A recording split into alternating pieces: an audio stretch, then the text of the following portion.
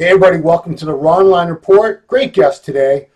This is a guy I've been following his career since he was a teenager. First time I ever had the chance to interview him. Please welcome Gerald Willams. How are you, sir? What's up, everybody? How you doing, Muscular Development? So I always start at the very beginning. That's just I like a little timeline type of thing. So tell me about your early life. You were actually an excellent soccer player as a kid, correct? Yeah, you have done some homework. Look at that. You should come work for us as a researcher over here. Yeah, so I played soccer as a kid. I had a fortunate ability to play for a U.S. team actually over in Europe for a while as a kid. Went to high school. I was doing football, throwing shot putting discus and playing soccer. I was also at that point class vice president and playing music. Found the gym and realized I could work out without playing sports. That was a game changer. So actually the guy that got me to do my first show, in my morning sessions, he opened a gym maybe about 6 or 7 years ago. It's called Team Tafunga.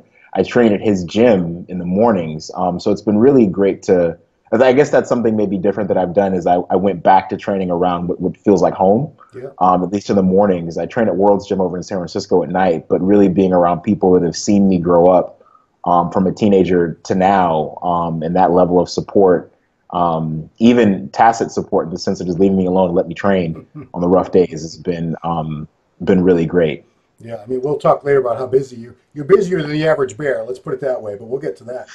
But how did you really first find out about bodybuilding? How did you first become interested in bodybuilding? Honestly, one of my first favorite bodybuilder was Lee Priest. And oddly enough, our genetic structures are so different, but his arms were so crazy. And I was like, I want arms like Lee Priest. Be realistic about the situation in life here.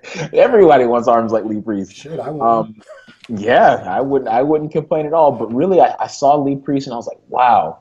And really, I would say my first real movement into bodybuilding that I was like, wow, this is really amazing. It was 1992 Muscle and Fitness magazine, Flex Wheeler on the cover, doing a front double bicep. And I was like, whoa, that's a human.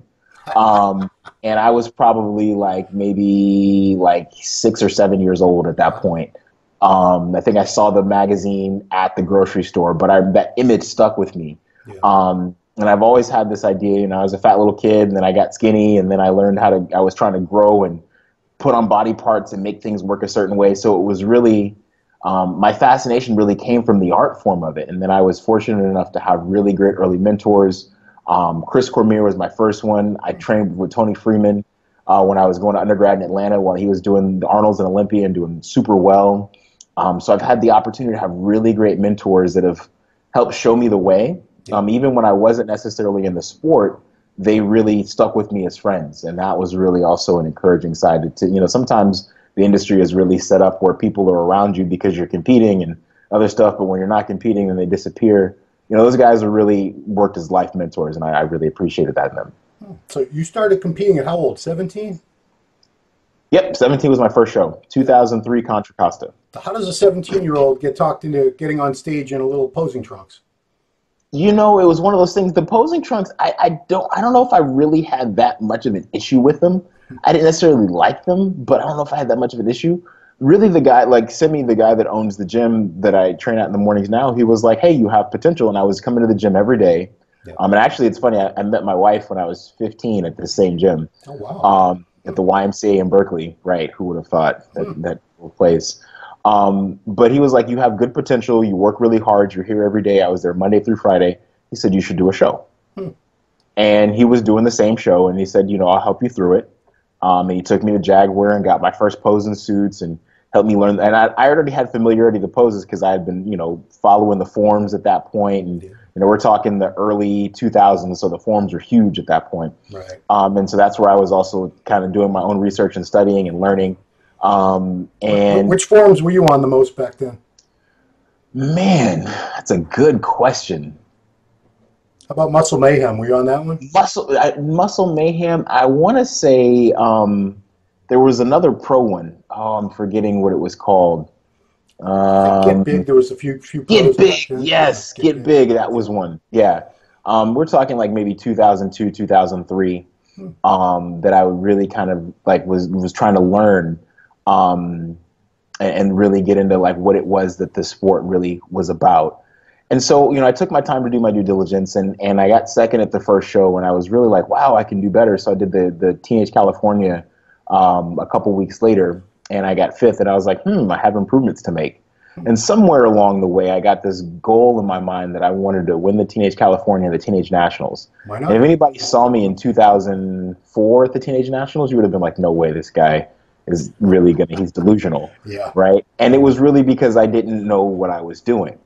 And I, doing that show, I really had a chance. The guy I worked with actually passed away the year after the Teen Nationals. And he had helped me say, hey, you've got the potential. You just have to work this entire next year at doing these things. Yep. And, I ended up, that was the first time I had ever jumped to training twice a day. That was the first time I had really ever, gone to 7 meals. A lot of the same things that, Matt Berzicott, who's my coach now, like we've learned things that work for my body. And fortunately, like I learned that they worked for me when I was a kid. And as an adult, they still continue to work. And so, some people will say they can't train twice a day because their body just won't recover. Right. For me, and being more of an endomorph in general, it's really hard to lose muscle. Yeah. It's Must be nice. But there's a suffering side. Of course. Yeah. But we've just learned that I can do twice a day, 6 days a week, for 10 weeks at a time, and do low food and be fine. So Teenage Nationals, we got to talk about this for a second, because that used to be a show where it was pretty much a stepping stone to the pros. We had Sean Ray won that, Branch Warren won that, Cutler was runner-up in the overall to him. Yep. Franco Santoriello, if you remember him. Yeah. In '94. Jason. That went Jason on. Well, it went on till Craig Richardson in '94, and then since 1994, only 3 men that won that show have turned pro: yourself, Jason Hugh, and Cody Montgomery. The rest of them, if you looked at the names, I don't know how familiar you are. It's like, where'd they go? What happened to them? So, why do you think you had some longevity and went on to become a pro, where most of these guys, they dropped off the face of the earth? Yeah, and I'll say that there's a maturity learning curve to this. I'll say that I initially had that same push. The narrative at that point in time was, if you win the Teenage Nationals, you're guaranteed to be a pro bodybuilder. Yeah. And 2005, 6, 7, 8. That's really kind of what I was focusing on, was being a pro bodybuilder. That's what I was thinking. That's what I was thinking I was going to do. And B, even though I was still an undergrad, even though I was in my first year of grad school when I did my first pro qualifier, I still thought that's what was going on. And my first nationals, which was in 2008, I got 10th, and I was like, whoa. But in the process of getting 10th, I had literally spent all the money I had. Like, I was on academic probation. Like, I had really put myself in a really precarious situation, thinking that if I can just make it to being a pro, my life will be okay. Right. Looking back in hindsight, that was really that would have been a recipe for disaster, because I didn't necessarily have the intellectual and emotional capacities required, I think, to manage what is necessary at this level to be successful personally and professionally. And I think a lot of guys, what ends up happening is, the teenage years are, there's a moratorium in general, in the sense of how you operate. You're going back and forth. You're facilitating on what I like to do, what I want to do, what I like, what I don't like, people coming in. It's a very transient time of life. And to be built with that level of potential and not necessarily have the supports. You're in this transitional space of, you may be family supported, you may be on your own, you may not have the education to really go out and get a good job, or there's so many other variables that are at play where it's easy for guys to get distracted. Right. And fortunately for me, I did. I allowed myself to get totally distracted. The lessons learned in 2008 were like, I don't want, I want my life to be in a good place. And so I stopped competing. I didn't compete for 7 years. I said that I was going to make sure that my life was in a very good place, financially, interpersonally, emotionally, before I jumped back in to compete. And it really was in 2015 that I came back. And what I haven't told people is that was powerful, because I was able to go, play hockey in grad school. I was able to start traveling the world. I was able to start flying airplanes. I was riding motorcycles. I was doing all the things that I really, when I prep, I don't ride my bike. I don't fly. I don't. You're a pilot, Gerald, also? I was getting my license, yeah, Oh, my wow. private pilot's license, yeah. So I Awesome. fly at the Hayward Airport here. There's a lot of things I don't do when I prep, Right. and I've been prepping pretty much. I mean, in the time I've come back from 2015 to now, I want to say I've done 11 or 12 shows.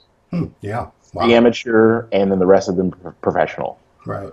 So there's a lot that you give up, and I think the late adolescence, early adulthood, just that level of transition, and the high level of expectation and demand, and the instability that comes about for that period of life really makes it hard for guys to be consistent.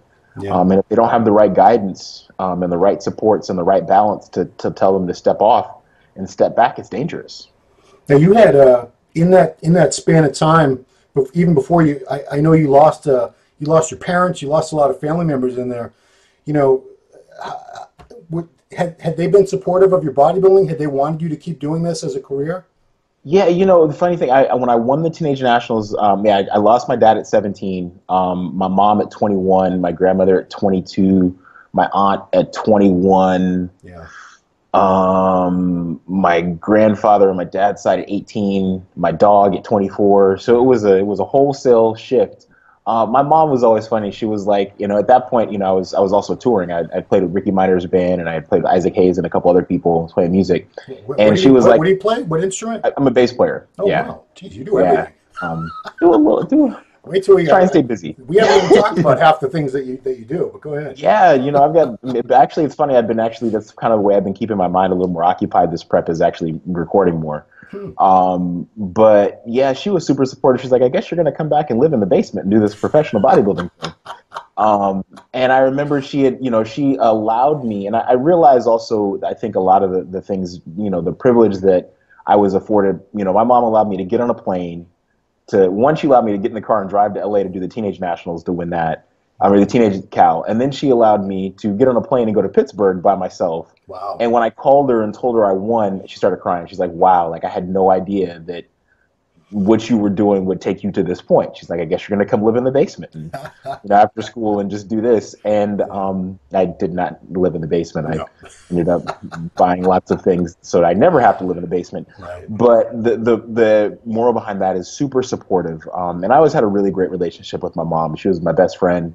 Talked about everything. It was one of those opportunities where I feel really grateful to have had the type of family that I had, even though I had them for a short amount of time. Yeah. Because they prepared me to be able to do a lot of things in life and to be able to be in a place where I'm very happy with where I am with my life. So I want to get to what you did in that interim shortly. But now I know when you won Teen Nationals, it was a tradition. It was Flex Magazine would take every Teen Nationals champ every year. Yeah, they'd fly you out to Venice and you'd get a photo shoot. They'd let you, they have you train with a pro, take you to the firehouse to eat. So your day was with Chris Cormier, right? When you did that. So what was that? That must have been quite an experience for you as a 18-year-old kid. The funny thing, I had met Chris before when I did the Teenage California. Okay. So we had an existing relationship, and so I let him know I was coming. I was like, hey, I did it. And so he was like, all right, I'll be there. Because if there was going to be somebody that I had a chance to do that with, it was going to be him. And oddly enough, it was interesting when I had called, I talked to Sean Perrine, rest in peace. Yeah. And he had let me know last year that there has only been one other Teen Nationals winner to make it to the Olympia. That's Branch Warren. Right. That's right. And I was like, whoa, in that space, just like that was like, just he would send me an email. It was like random. He was like, hey, did you know? And I was like, huh. Yeah. But Chris, like I said, I had known him before. And so fortunately, like we had developed a relationship and we continue to develop a relationship. I talk to Chris still today. And he's very, I think a lot of people always thought, Chris, people think Chris is a partier, but Chris was so focused, it was ridiculous. In the sense of like how he would be regimented about things. And I think the way people had that misconception was always like how he balanced the requirements to be like laser focused and how he was able to blow off some steam. But I learned so much from him. Not necessarily in that. I want to come to his defense for a minute because I partied with Chris more than one occasion. And I would see that he had he could let loose when he wanted to let loose, and then he did his job and did what he was supposed to do. And I was the same way. I went through that phase, and you get your shit done all week, and then if you want to let loose on Saturday night, what's the problem? But and Chris has actually been working with Breon Ansley for the past like year and a half or more. So I mean, he's become quite a mentor to a few people over the years. Yeah, it was interesting when I did the USA's. He was working with me and Cody. Like Chris worked with my posing, and so it was like 1 and 2. And I was like, Chris has always been super good, and his philosophy has always been really mentor the younger guys. And I, even with Breon's been competing for about 6 years now, and it's funny. Like I think even last year when I went down to LA, Breon actually allowed us to get at the North Hollywood Goals, is where he trains, and that's where I'd meet up with Chris.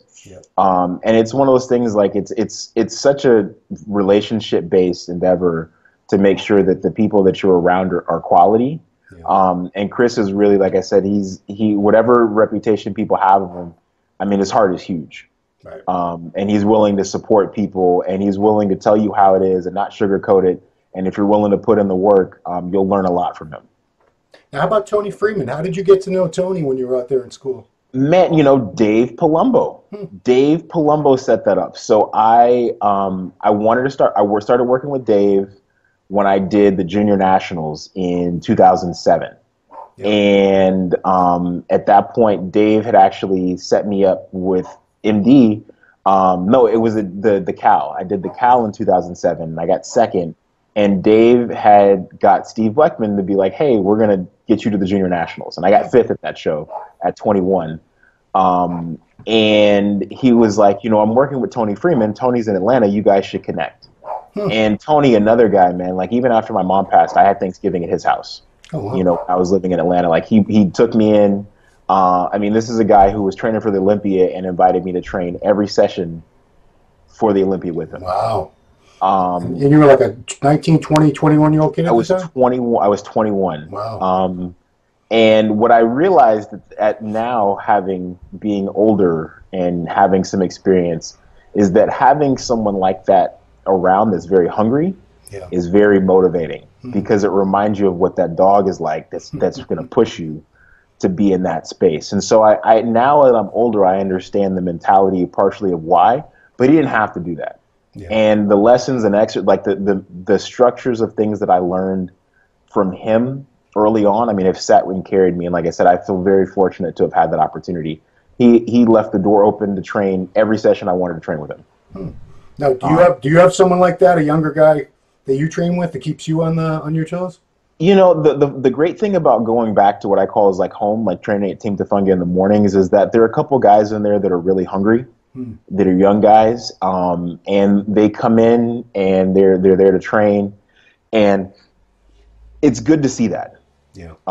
One, I think for them, they're like mystified, and I'm like, dude, I'm just a regular person. This is hard for everybody. On the flip side, it's really great for me to see the sport in a pure space. I think when you start becoming a pro and you start doing different things and seeing the greater ecology in the industry, it's not as pure.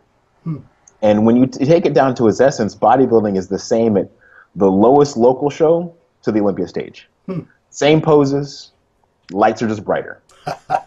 And to have that understanding and just to see the purity and the hunger and the desire, and I've really, that's ultimately how I've channeled it. It's not like I don't really make any money from doing this. And so it's one of those things I'm doing because I want to know how good I can really be. And that's what these guys are doing. They want to know how good they can really be. So it's great. Cool. So yeah, you took off basically 7 years from competing, and you set yourself up with many other things to quote unquote fall back on. I want to go through them one by one. So you were in a research position for the state of California. What was that?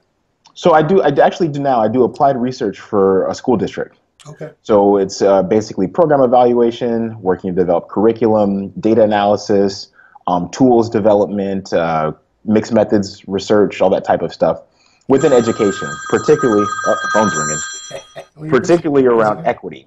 Okay. And things of that nature. Equity in schools and balancing things out. So that's one area. And I've been doing that for, I was going into 9 years now. Okay. So this is going to be my 9th year. and have that opportunity to present with national experts at conferences. We do, a lot of work. Some publications have come out around the work. It's really been great. We had some really great high level national funders. Like, I didn't even know jobs like this existed. Yeah. And I was in graduate school and I was started off as a volunteer. And I volunteered for an entire semester just using my skill set to help advance this work. And, at the end of that semester, at that point I was still in school, and the director, who's still my director today, was like, "Hey, you want a job?" And I was like, job, school, job. Yeah. Out of that a little bit later, I started teaching at City College, one of the city colleges out here, Berkeley City College. You're a psychology professor, right? Yeah. Yeah, so my background is behavioral science, even though I'm working in industry and education. And so I'm a professor. I teach research methods. Being a researcher, that kind of makes sense. Human development, intro, things like that. You're still doing that? Yeah, I just gave finals yesterday. Yep, 4 days out, I gave the finals yesterday. Now I just have a lot of grading to do. Wait, there's more. You're also a real estate agent?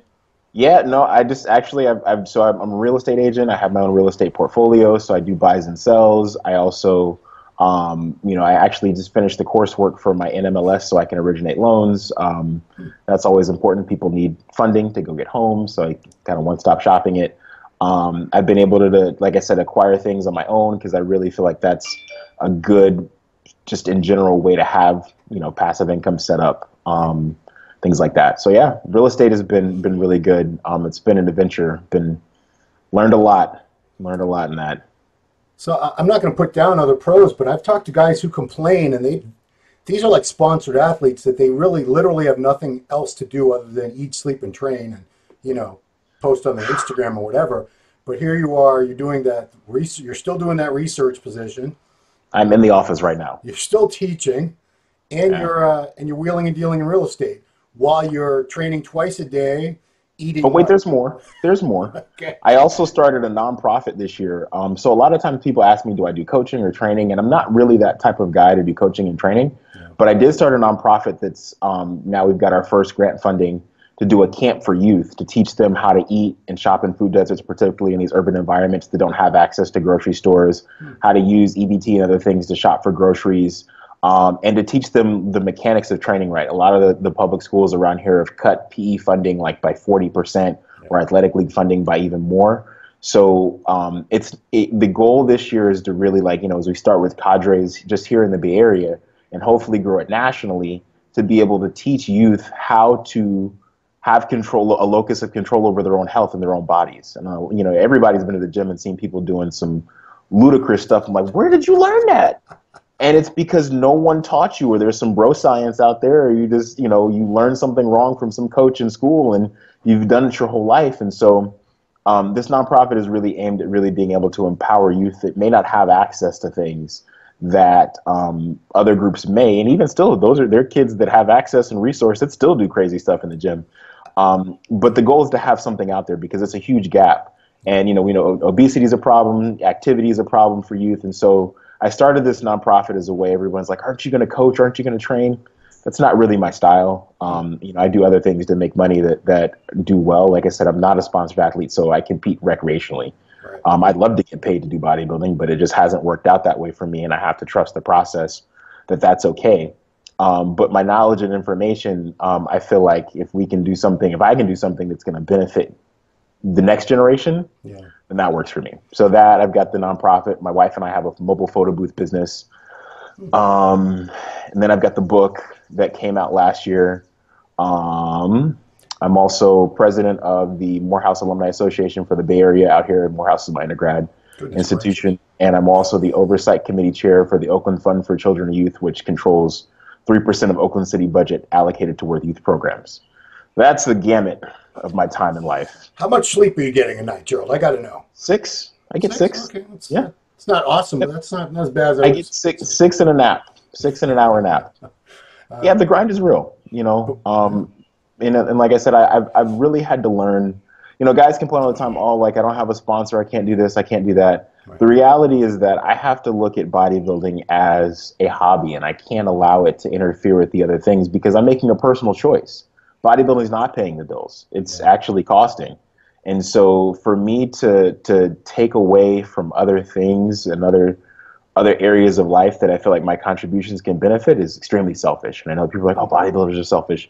There's a degree of selfishness involved, but I have to understand bodybuilding in its perspective, which is part of what I talked about earlier, is the mentality of being able to do this right. And I think if bodybuilding had worked out how I initially thought of, like, oh yeah, I'll be a pro at 22 and it'll be this, and then I would have just been totally at the mercy of whatever sponsor.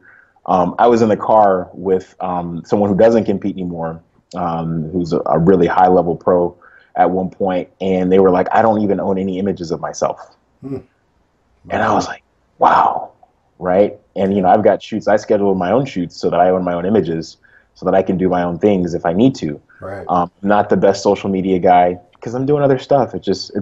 And I followed the carrots of, like, oh, if you post, then this will happen. Oh, if you do this, this will happen. Yeah. If you win this will happen. None of those things came to fruition. So I was like, you know what? I'm just going to do me the way it works for me and go from there.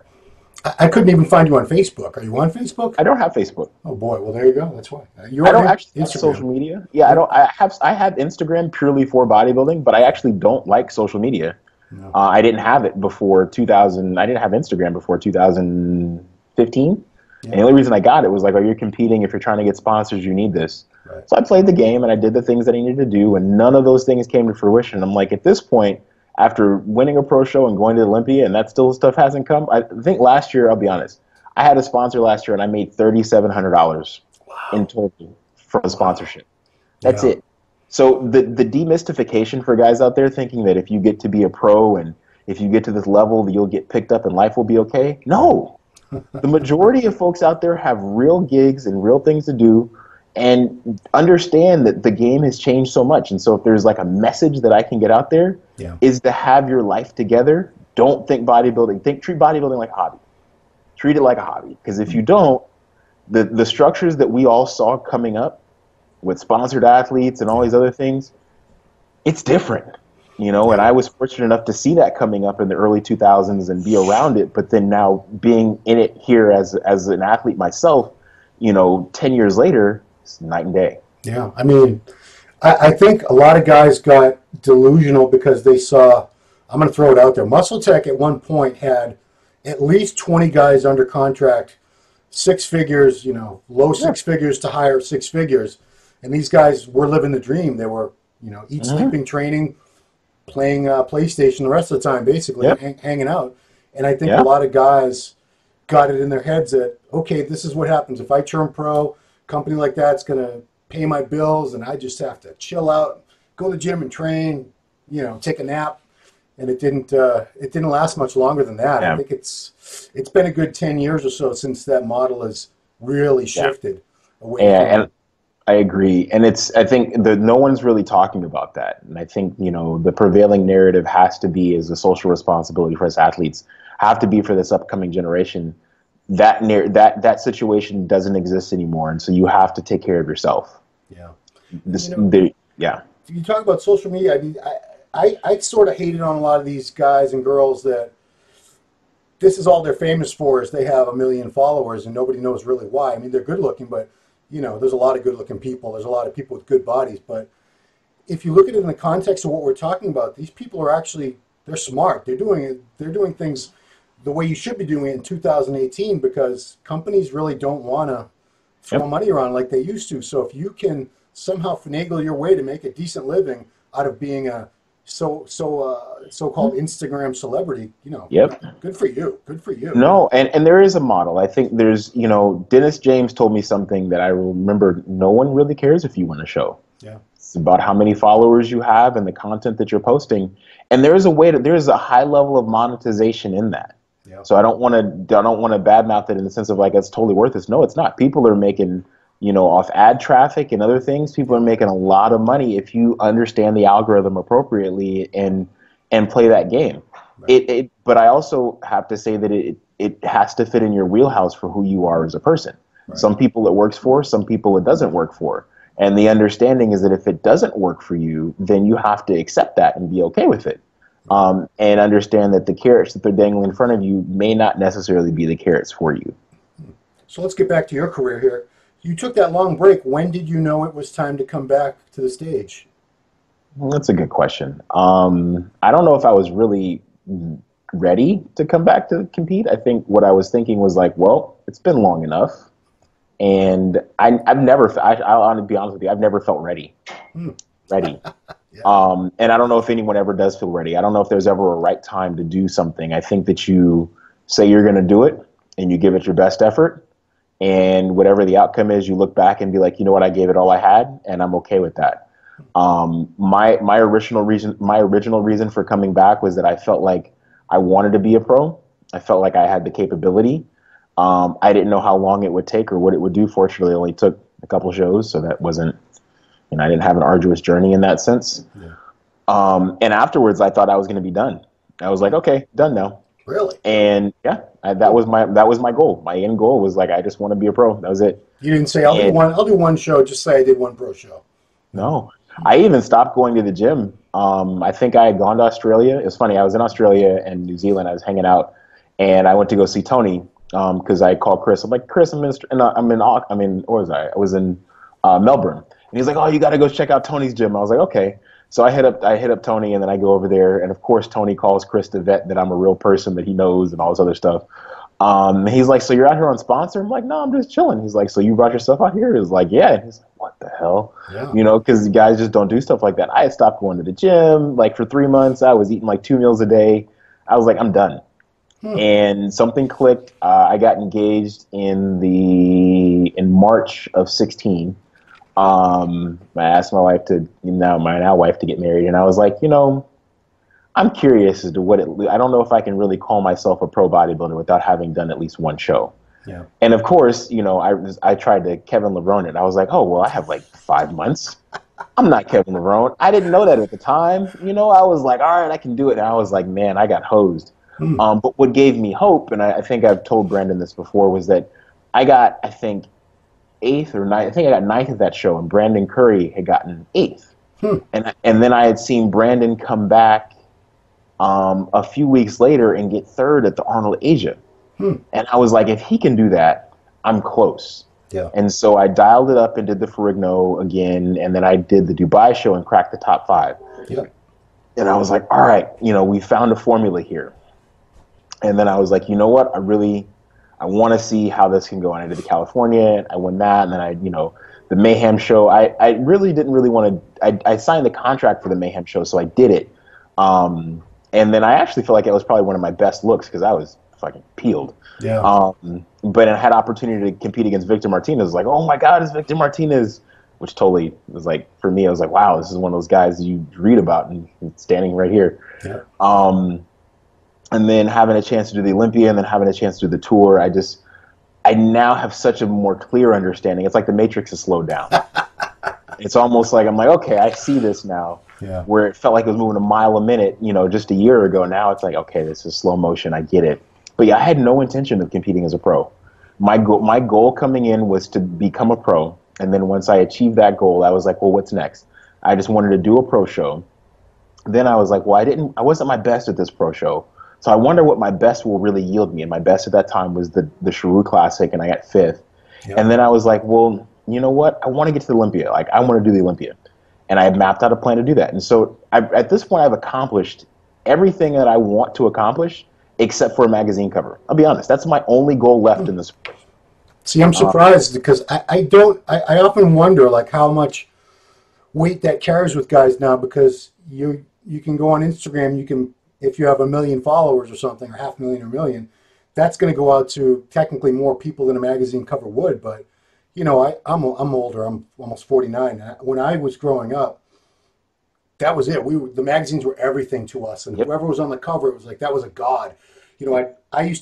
I knew exactly when every issue came out, and I knew when I was going to college, there was a certain bookstore on the corner that I go to on the 8th of every month, because that's when the new Muscle Mag came out, and then Flex came out on the 12th, and it was exciting, and it was, I dreamed of it, never happened, but I mean, I thought, wow, if I could ever be on a magazine cover, that's it. To me, that was like being Mr. Olympia as far as I was concerned. And I come from that same, even though like I'm competing now, like the guys that I came up with and that really mentored me were of that generation. Yeah. And so for me, it may not have the value to the rest of the world, but the intrinsic value to that is super high to me. And, you know, I've always been about setting the goals that work for me that, you know, I'm the only person I feel like that has to see it as what its value is. But I feel like it's huge, you know, even though, you know, yeah, we all know the print media is struggling because of the way of the internet. But man, I mean, for coming up and what bodybuilding has been and what it represents, to be on a cover is huge. So you had never intended to compete as a pro, but last year, like you said, you got your first pro win in your home state of California, which had to feel good. So for someone who wasn't even going to ever use that pro card, what was it like to be standing up there and here I am, I beat a bunch of other really good pros? You know, it was one of those things where I was like, okay, well, I felt like I was my best, and I felt like my best. I was willing to accept whatever the outcome is, and I think I always go into every show like that, because the reality at this level is everybody's good. Yeah. And everybody has at least once nailed it because they've been able to turn pro. They've been able to, so everyone is capable, everyone's dangerous. Yeah. And so for me to do that, you know, at home is great. And, you know, in 4 or 5 days, I'm going for back-to-back. So, you know, the beard will come off and it'll be game time. And I'm excited about that. But it was really one of those things where I really, it wasn't about anyone else, but really I wanted to know how good I could be. That was my goal. I wanted to get to the Olympia, and I wanted to know how good my best really lined up with the rest of the world. Now tell me, that's everybody's dream, is to go to the Olympia. What was it like going to Vegas and being part of that whole weekend, the press conference and all that, the weigh-in? Well, they don't weigh you guys in, but you know what I mean. It's a whole circus of things going on for a whole weekend. What was it like being part of the Olympia? You know, it was different because they changed the model this year. And I feel like some of the things that I was really looking forward to that you had seen coming up, I didn't actually have access to. The press conference, they truncated, right? So I didn't get an opportunity to do the press conference. The day 2 posing routine, I didn't get a chance to do my posing routine because they only did the top 10 for posing routines. Yeah. And, you know, the experience itself was definitely not what I think it's great that AMI had the ability to get Amazon to stream it, because I feel like that grows the sport. But I do feel like if you're only going to have 10 guys doing something, then only invite 10 guys to the Olympia. But at the same time, it was a great experience. And Robin Shang said something to me that really stuck with me. He's like, you want to be able to do that stuff? Be better. I was like, word. Good advice. You know, so therefore, I got my shit together and we'll be better. Right. Yeah, I mean, what have you been focusing on since the Olympia the most? What improvements have you made? Everything's better. So this is my best. Bigger. The thing for me has always been fill out your frame, and my frame has definitely filled out, and my conditioning is better than what it was last year. And just because we just know how to condition me. It's not a mystery anymore. So the biggest thing was, you know, Matt Berzicat and I have worked together. Matt and I competed together at the Teenage Nationals. We're friends. We've been friends the whole time. He did the heavyweights. He got second to Steve. And we've been friends since then. Yeah. Okay. So Steve and so the 2005 Teenage Nationals was Steve and I and Matt. And so when I decided to come back in 15, I was like, Matt, I want to compete again. You know, will you help me? And he said, yeah, because I know he had been doing coaching. Yeah. And I've worked with him since. And so the big difference was that after the Prague show, I was like, all right, like clearly we've got to make some improvements here so I can be bigger, because I'm getting my ass handed to me because I'm just not big enough. Right. And so he's like, all right. And the reality was, like, when I think about it, I had never had a chance to grow. All I've done is prep the entire time. I mean, from 15 was to get in shape. Right. 16 was to get in shape. 17 was to get in shape. I had never had an opportunity to grow the entire time I've been competing. It's just been what my body shows up as. Yeah. So this is the first opportunity. Like, people don't realize, like, this is my first ever, like, space, like, I actually grew. The first off season as a pro, really, right? My entire career from ever. Wow. Ever. Right. So it was revolutionary.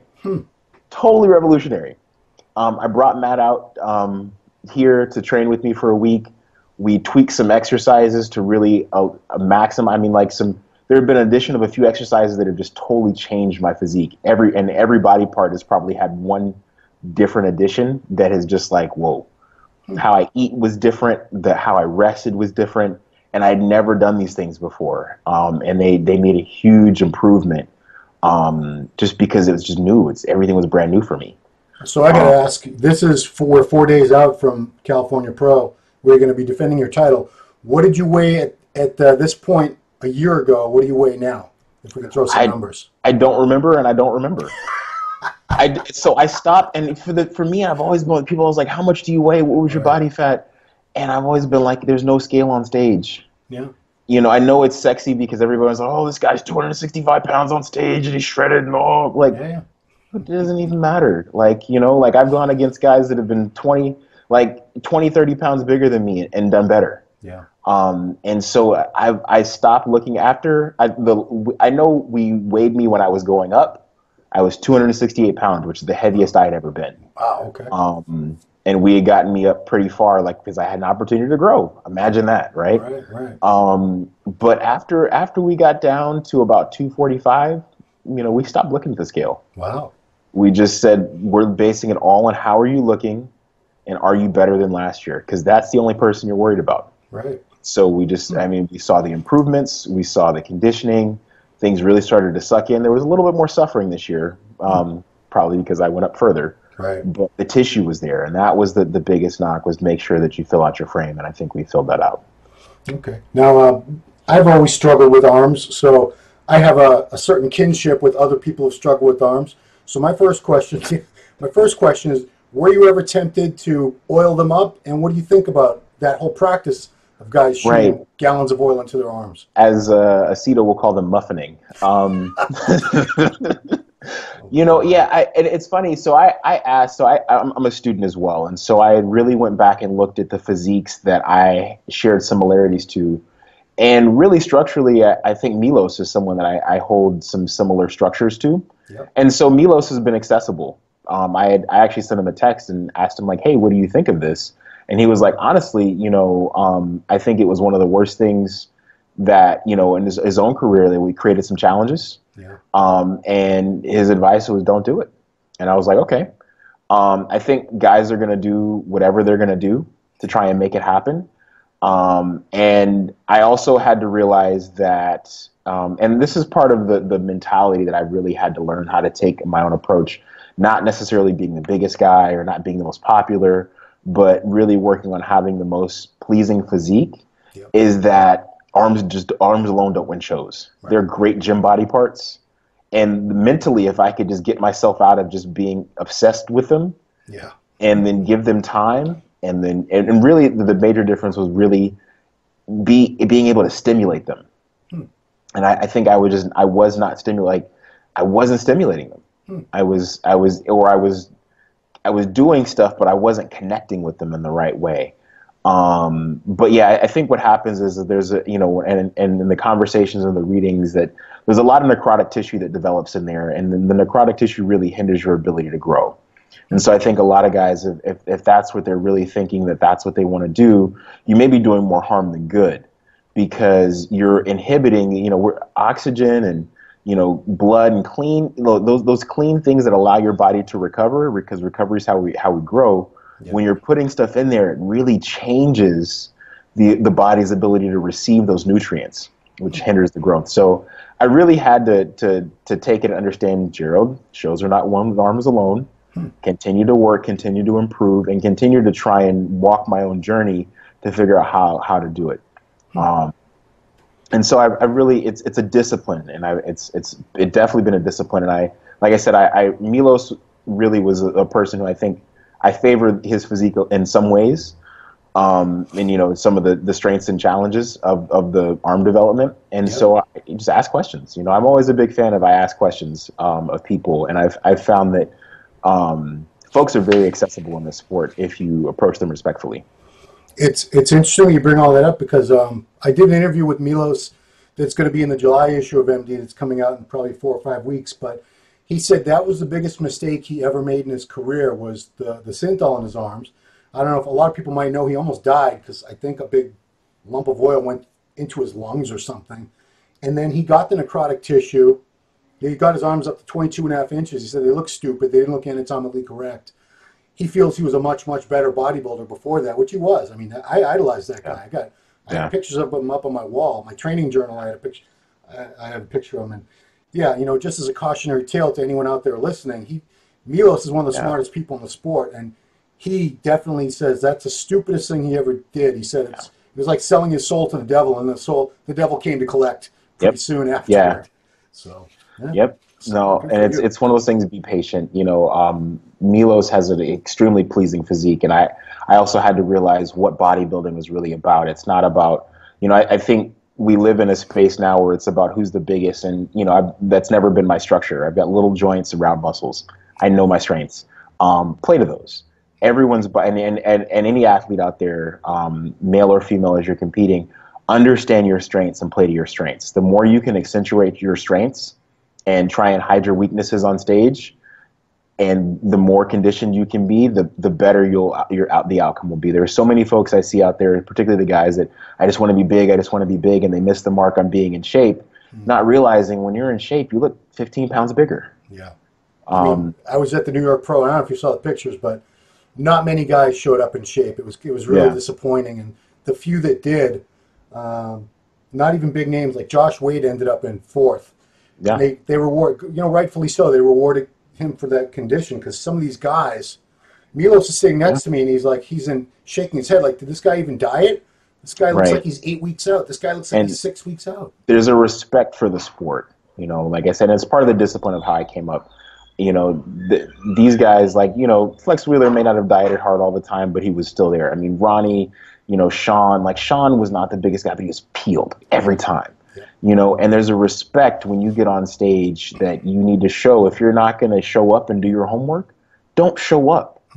You know, and I think, I mean, and that's just my own opinion. You know, because there are guys out there that are busting their ass to get in shape, myself included.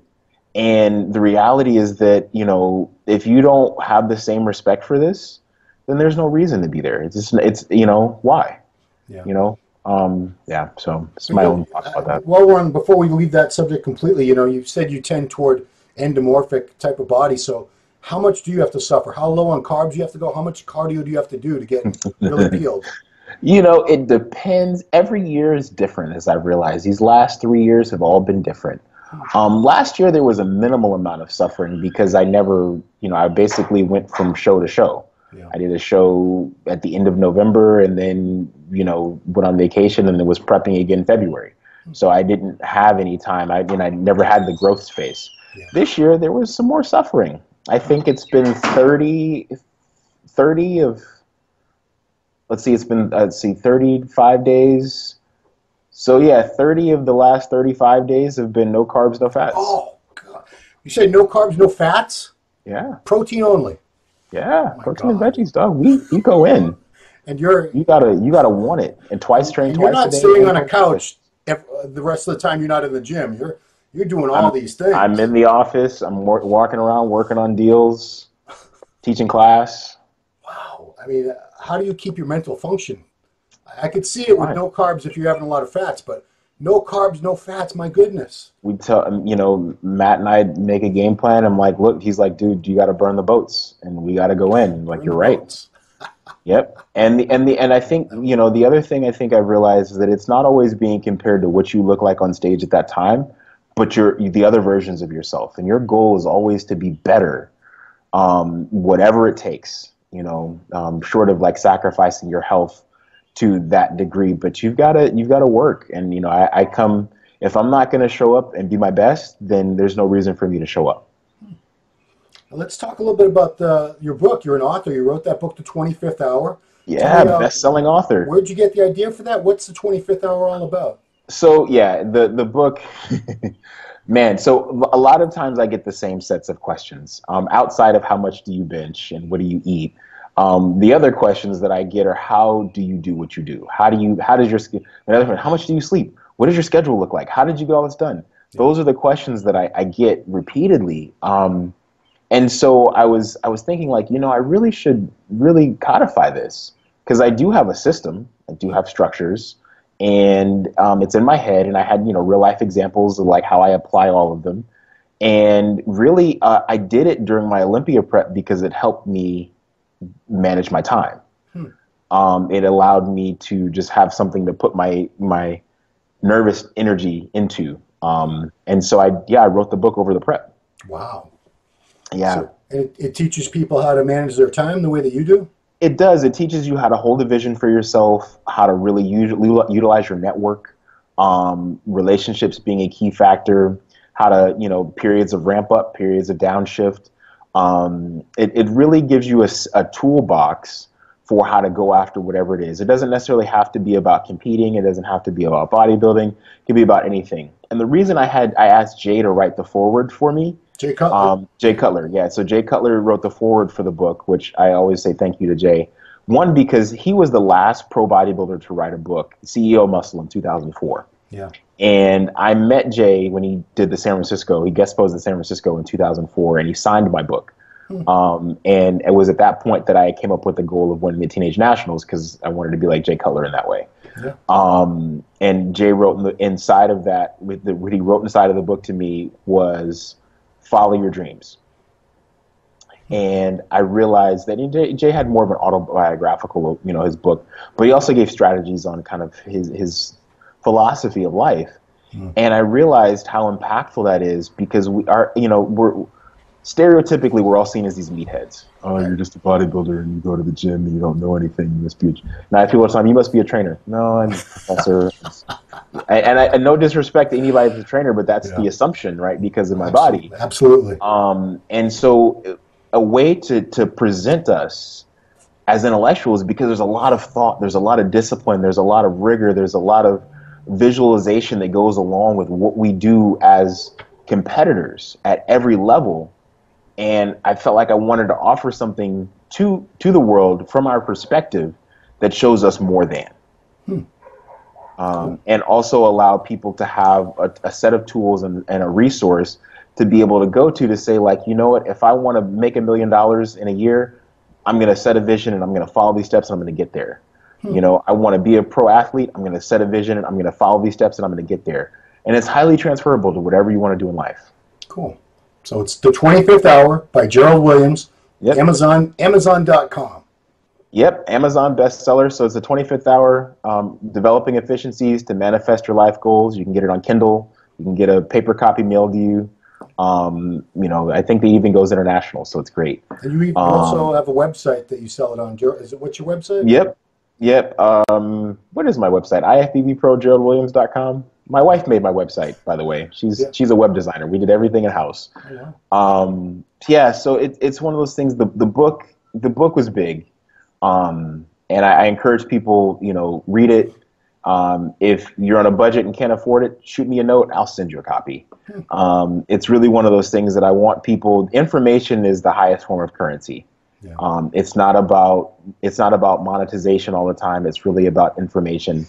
And paying it forward. And like I said, part of it is really, Jay took the time to have a conversation with me as a kid at 18. And at least in that dimension of where it's gone, it's allowed me to get to the Olympia stage.